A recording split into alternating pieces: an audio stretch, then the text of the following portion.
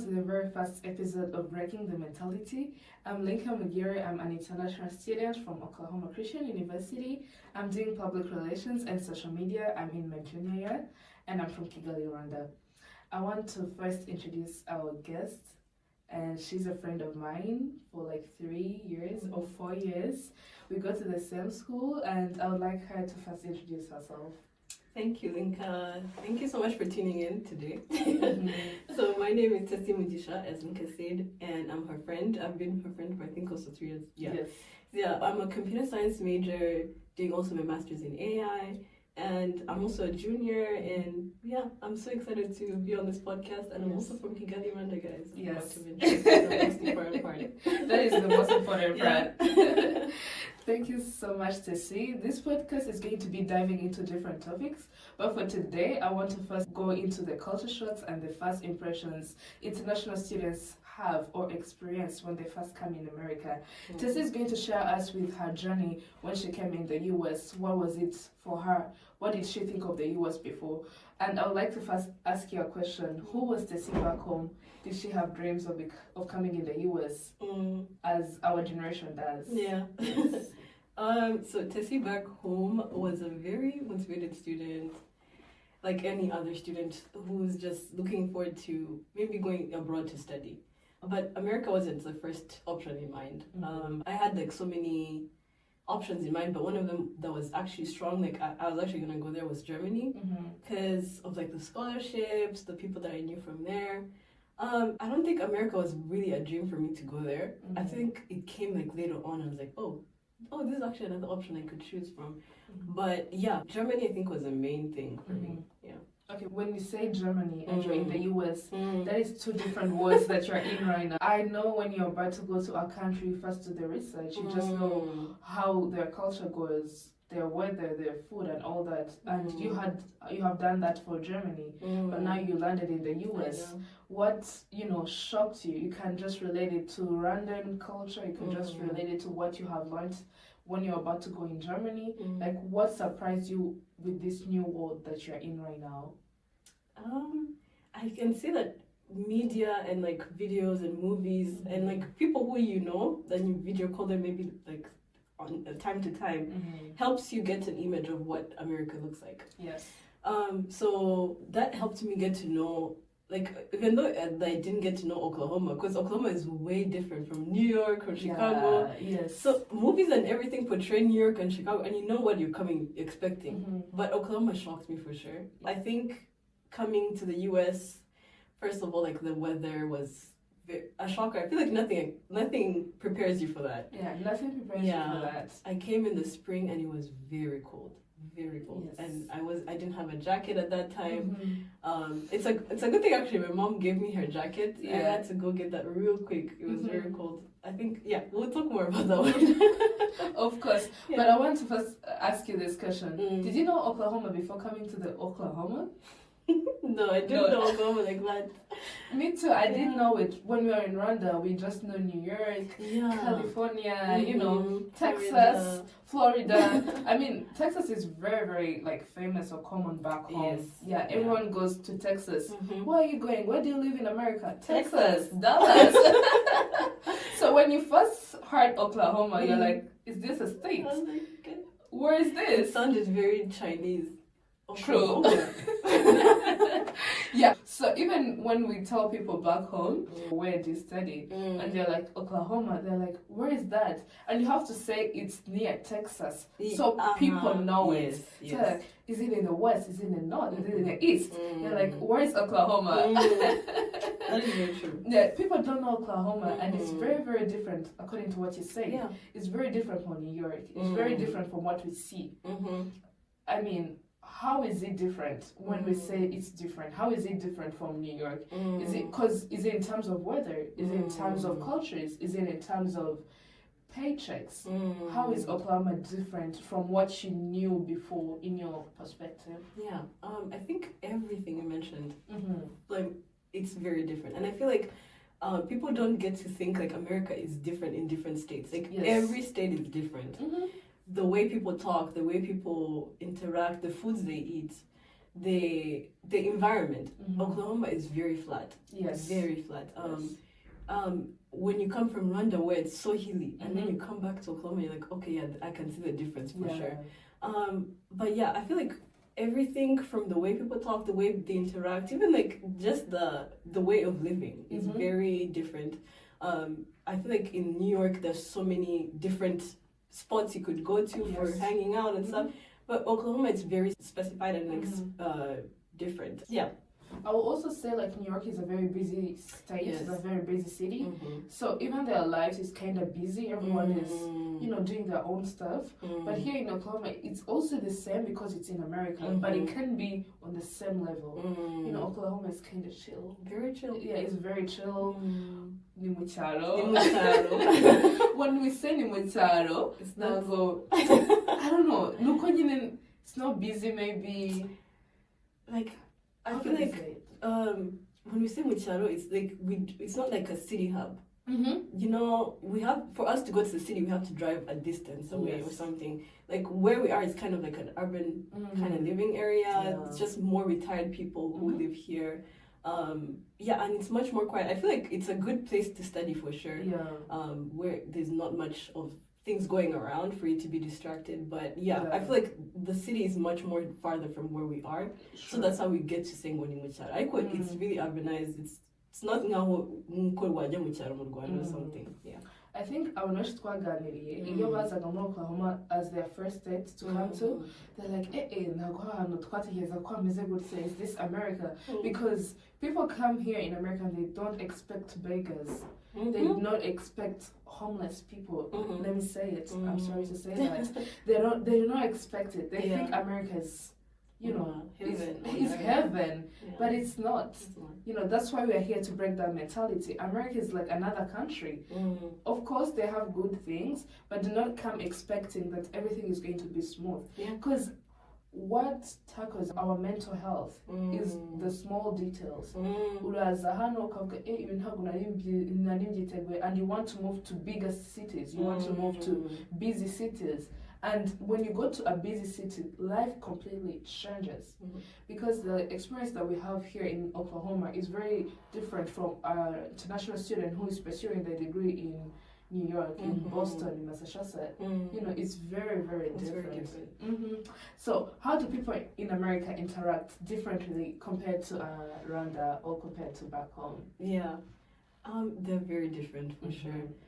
Americans are very fast and very goal-oriented. Like, they want to get straight to the point. Yes. When you're on a call with the Rwandan, on the point, they wanted to tell you, hi, how are you? How is your family? Like, you never asked me all these questions before. Just get to the point. Yes. So Americans are very fast, very straight to the point. They're very friendly and like interactive and all of that. I feel like that's the main thing that is different from Americans and Rwandans. Yeah, and also when we say time is money, it's not in terms of working only. Yeah. When we say time is money, it's like they know how to use their time. They really do. If they're talking to you, they're straightforward. Now when you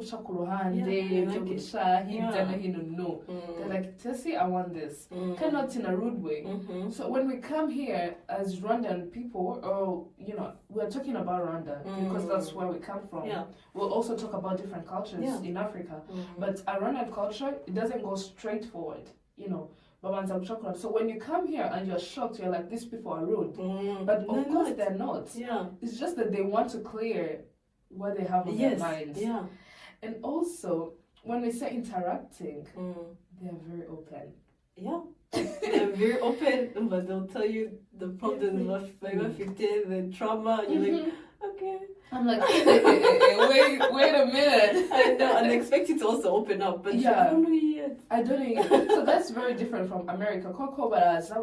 Your friends, when you're passing by, they just smile at you when they don't know you. Yeah. And when you meet in class, they start telling you how their mother is divorced, how they have argued with their friend, how they broke up with their boyfriend and girlfriend. I'm like, chill. I mean, I'm there for you, but I don't know you yet. I don't know you yet. I don't know if I should know all these details. Yeah. I don't know if you should trust me with these details. Yes. Which is kind of different. Koku gets down of but in their culture, that's how they are. Yeah. Yeah, they just talk. They talk about their family matters. Someone is going to do a surgery. They just say it, but back home you don't. You don't. Yeah. That is very different. It's very different. Yeah. I'm like, I know.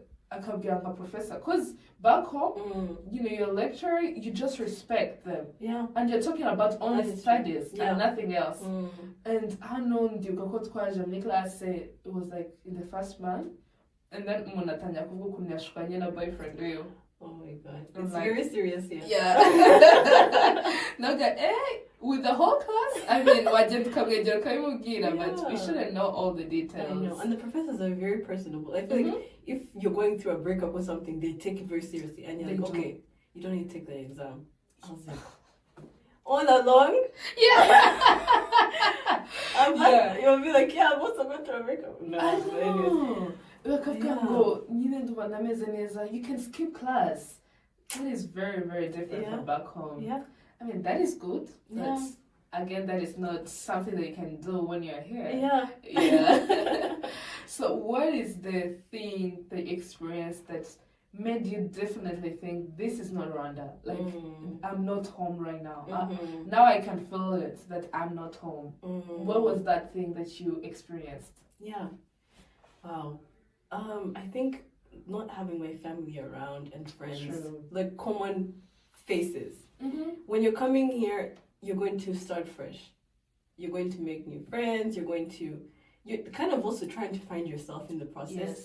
So just being able not to see familiar faces around you. The environment, as I mentioned, it's very flat. The weather, the way you eat, like the things you eat, even like how fast the environment is. Like every factor around America is very different. So I was just like, constantly I was reminded that I'm not home. But then at the same time, Oklahoma Christian is very diverse with a lot of randoms. I'm not gonna say diverse, but I can say there's so many randoms. There's so many. So you're not very far from home. You're still hearing your language, which is very good. It's very good. Very good. I mean, when you come here, when you go in the dorm, you're reminded that you're not home. When the weather hits you, you're reminded that you're not home. In cafeteria, professors. Yo, kubicyongereza buri munsi. Speaking English all the day, you're like, I'm not in Kisuchiro, I'm not, I have moved, and that is, very crucial. And also, when you're not with your family, international students are going through a lot. A lot. They can call back home, but there is a mystery of having your family physically. You can talk to them every single day, but you just need them. You just need their hug. You just need to chill out with them. It's kind of different. It's very different. When you don't have a family, I can sense it. You can. Yeah, because nyuma y'amezi nk'abiri uravuga urabona abantu baza muri Amerika akavuga ati njyewe nzasubira mu Rwanda narangije kwiga. Gonna pass 2 years, 3 years. It hits after 3 months. And you're like, can't you be hitins? How can I say? Biguca intege cyane ukabura amahoro urashaka gutaha sindataha hagati muri semester ntabwo bishoboka.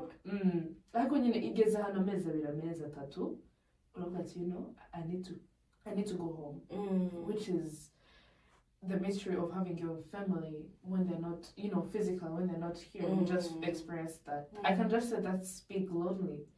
Even though we have Rwandans. That is true. Even though we have Rwandans. There's a lot of loneliness. There is a lot of it. I would like to ask you also the last question. what is something that you saw about the American culture and you're like, hey, you don't have zakunda. Yeah, like that. This is confusing me so much. Like, what is this? You don't get it? Yeah. You don't want to get it? And you're like, I'll leave it. I will live it like this. What was it? Wow. So I don't know if Randans do anything about social clubs. Yes. I don't know, but like Lambda, Mm-hmm. maybe you guys can do your research on that. But Yeah. when I first came, I was very confused. Mm-hmm. Like, they take it very seriously. Like, you have to pay to be in that group. It's like you're paying to be friends.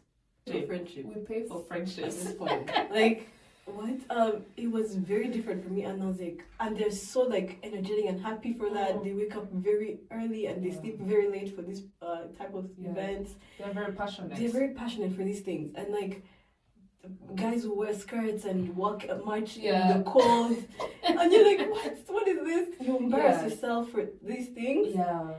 Like, they even do dares, and they're like, oh, you have to walk around with something embarrassing. Yeah. And you're like, you're actually doing this for this. Like, anyways, maybe they really do take it seriously, and like, maybe there's some good things on that. Yeah. Maybe you get friends that can last a lifetime. Yeah, connections for jobs later on. Yes. There's so many good things about that, but for me, what I've seen, like, I've seen it, confused, and I let it go. I'm just like, okay, this is how it is. And I think you're not left alone, because we don't have international students in the social clubs. Maybe like one or two. Yeah. And we're talking about Oklahoma. Yeah. But we don't have a lot of international students in these social clubs because it's very different. You have to be extremely committed for it. Mm-hmm. And you have to balance that with your assignments, with your social life, with your college life, with everything. Mm-hmm. And it takes a lot of time. It really does. Yeah. If you're not committed, then you can't do it. Yeah, so we're almost going to the end of this first episode. I would like to ask you if you can give any advice to any person who is back home, especially students, because we're students, and who is trying to come in the US, but they have this mentality that America is going to be great. America is going to be easy for them when they first come here. That is good. They're going to find money on the road. They're going to be billionaires in the couple of 4 months. When they reach here, when they have these different mentalities, like they won't do this, they won't do that. Can you please share an advice about it, and what should they expect? Yeah. I think you did hint on that a bit, of like, come expecting good and bad. Yes. Just be open-minded to opportunities. Like, America is really the land of opportunities. Yeah. Anywhere, everywhere, there are opportunities, and you only just have to be looking for them. And then another advice I'd say is, come knowing your why. Why are you coming? What are you coming to achieve? Are you coming to study and gain experience and then go back home and maybe develop your country, develop the sector that you're in, maybe with the skills that you have learned? Or are you going to stay here and continue working and maybe build a life here in the US or something? Like, know your why, because you'll be taken by so many different whys. People are very I don't know how to the word for that, but like very determined when they want something. Yeah. You're going to come and be fighting against Asians, Europeans for the same job maybe. So you should be knowing your why. It's going to be very competitive. It's going to be hard, but at the same time, it's a good. You reap the good benefits later on. So know your why, and then also at the same time be open to opportunities. Be open to the good and bad. Yeah. And what I can add on, thank you so much. But what I can also add on, know your priorities. Yes. And also, as a student, try to do what you came here for. Yes. Yeah. If you are a student, make sure you do your assignments on time. Make sure you maintain that GPA. There are a lot of scholarships they give according to the GPA. Yes. And of course, we didn't talk about tuition, but here tuition is crazy. Of course, you have scholarships, but in order to have many of them, you just have to have a certain GPA. A certain GPA. So if you're an international student and you are pursuing a degree, make sure you do what you came here for, so that later on it's going to you won't have a burden of paying a lot of money, of working extra hard, so that you can help your parents to pay for your school fees. Yeah. So I think also knowing what you came here to do, especially as a student, you have to do your assignments. You have to do your work. You have to present what the professors want accordingly, so that you maintain a certain GPA. Yeah. So thank you so much, Tessie. I want to give you a big shout out for coming here, for sharing with us your experiences and culture shocks and the first impression that you have in the US. And also she's pursuing her undergraduate degree and also doing a master's at the same time. Big achievements for this 2025. So I'm so happy to see you for coming. Thank you so much, Linka. Yeah, thank you so much for supporting this. And I would like to thank our audience for watching us and for supporting us. Please follow the Instagram page of Breaking the Mentality. That will be break_the mentality. Or you can just follow my Instagram page. That will be Linka. That will be LY_NK_ER. Just DM us your funny stories, what you want us to talk about in the next episode, and anything that you want to, to share with us. That would be very helpful. Please don't forget to subscribe, share, and comment on this YouTube channel. Thank you so much, guys.